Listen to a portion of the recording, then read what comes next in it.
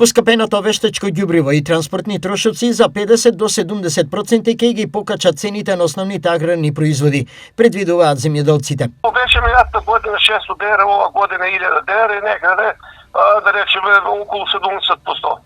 Покажуваат се движат, во овој момент се движат преку 50%. Значи, веќе сме оптоварени со големи давачки. Како ќе да работите натаму, ќе видиме. Според Бено Солани, земјоделците предвидуваат цените на основните земјоделски производи да бидат повисоки за 100% кај градинарските култури, а кај останатите за над 50%.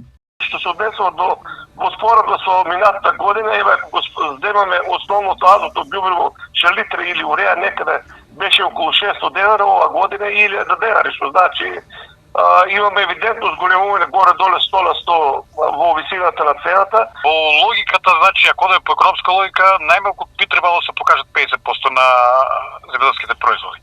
Како ќе биде сето тоа зависи од понуда поварувачка, како цените, значи. Производителите на храна се со различни мислења за потребата од помош од државата, со цел амортизирање на галопирачкиот од на цените, но и трошоците на производство, особено кога се работи за транспортот, но и набавка на неопходните вештечки ѓубрива. Апсолутно, секоја помош ни е добродојдена, значи од страна на државата, еве сега сме во околните држави веќе сериозни, значи напори се презимаат во тој дел да се помогнат, да се произведе, затоа што и таму е голема криза ќе биде за храна. Не само кај нас, значи и обкружувањето во регионот и сериозно, значи околните земји пристапуваат во решавање на тој проблем.